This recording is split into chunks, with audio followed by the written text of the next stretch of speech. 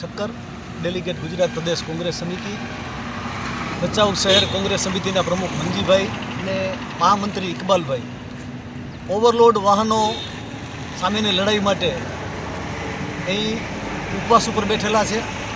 આ છાવણીની આજે મુલાકાત લેતા પહેલાં પ્રાંત અધિકારીને મળતા તેઓ મળેલ નહીં, ત્યારબાદ મામલતદારને મળેલ, ત્યાંથી આ છાવણીમાં આજે આવેલા છીએ. જ્યાં સુધી ઓવરલોડને લાગુ પડે છે ત્યાં સુધી કડોલના રણમાંથી ઓવરલોડ ગાડીઓ ભરાઈ અને નીકળે છે.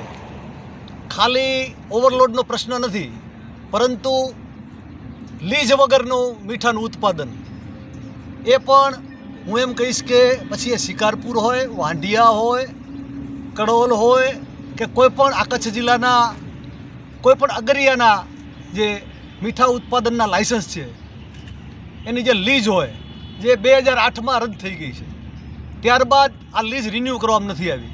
અહીંથી હું રાજ્ય સરકાર અને માનનીય કલેક્ટરશ્રીને પૂછવા માગું છું કે આ 2008થી લીજ રદ છે તો આ કારખાનાઓ કેમ ચાલુ છે?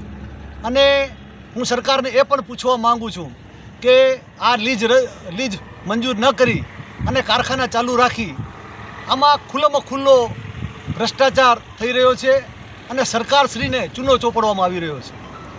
જો લીજ મંજૂર કરવામાં આવે તો એને સેસની રકમ ચૂકવવાની થાય, રોયલ્ટી ચૂકવવાની થાય. આમ મોટે પાયે સેસ અને રોયલ્ટીનું આ રાજ્ય સરકારને નુકસાન થઈ રહ્યું છે.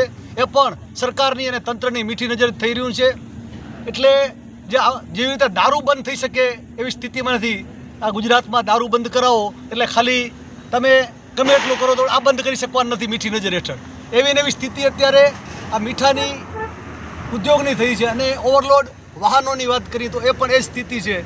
એટલે તાત્કાલિક અસરથી આ ઓવરલોડ વાહનોને બાયપાસ કરવા અને જ્યાં સુધી બાયપાસ ન થાય ત્યાં સુધી સરકારી દવાખાનું જે આવેલું છે અને રોજની 700-800 એસટીઓ નીકળે છે, ઓછામાં ઓછી 1000થી 1500 વિદ્યાર્થીઓ આવે છે, એ જગ્યાએ સ્પીડ બ્રેકર મૂકવામાં આવે અને તાત્કાલિક અસરથી ત્યાં ટ્રાફિક વ્યવસ્થા માટે 2 ટ્રાફિક પોલીસવાળા મૂકવામાં આવે એવી અત્રેથી હું માંગણી કરું છું.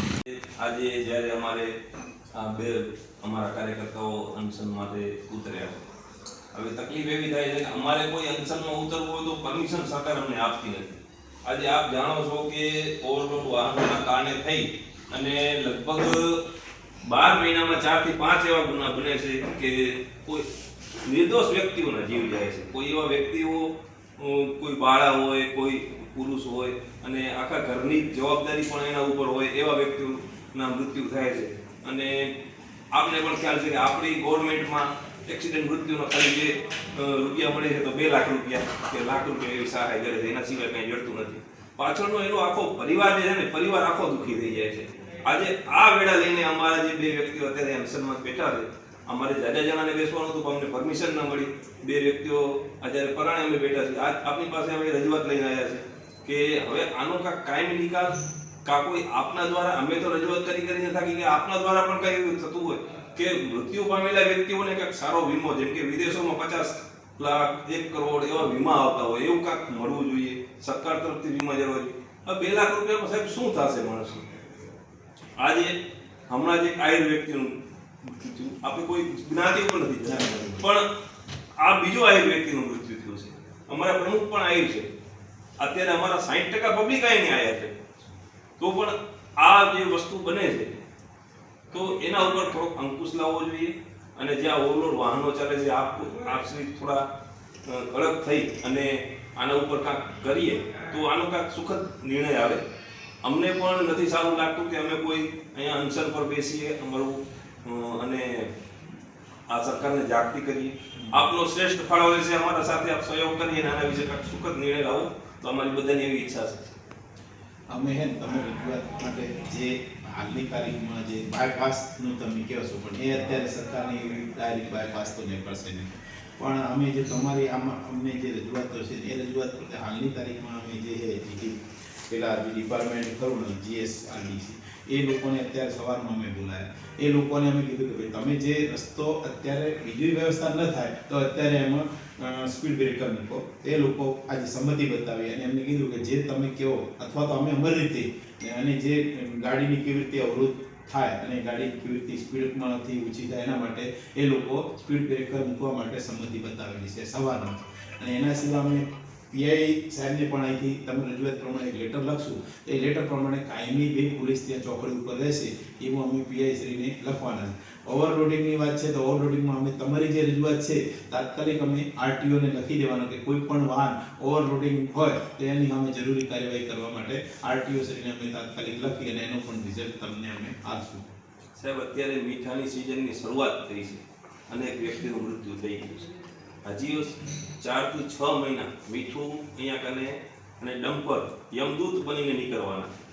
જો આ વિષય ઉપર જો તંત્ર ધ્યાન નહીં આપે તો હવે જો કોઈ આવી ઘટના થશે તો ભચાઉ તાલુકા કોંગ્રેસ અને કચ્છ જિલ્લા કોંગ્રેસ અને જરૂર પડશે તો ભલે અમારે ઉપરથી પણ કોંગ્રેસને બોલાવવી પડે પણ આ અમે મોટું આંદોલન કરી અને રોડનું ચક્કાજામ કરીશું. એ આપણે આ અત્યારે અમે કરી રહ્યા છીએ. જે આગલી તારીખમાં ટ્રાફિકની ઓવરલોડિંગની એની અમે 100% તમારે આરટીઓ અને પોલીસ અને સ્પીડ બ્રેકર જે આ જીએસઆરટીસી છે એ ત્રણની અમે 1 તારીખના રોજ મીટિંગ સંકલનમાં આ મુદ્દા લેવાના છે. એના અંગે શું કરવાનું છે તે અમે 1 તારીખે તો અમે આ પ્રમાણેની જે વ્યવસ્થા કરવાના છે. પણ હાલની તારીખમાં પણ અમે જીએસઆરટીસીને બોલાવીને એના માટે સ્પીડ બ્રેકર માટે આજે સાંજ સુધી સવારમાં ત્યાં કરી દેશે સ્પીડ બ્રેકર.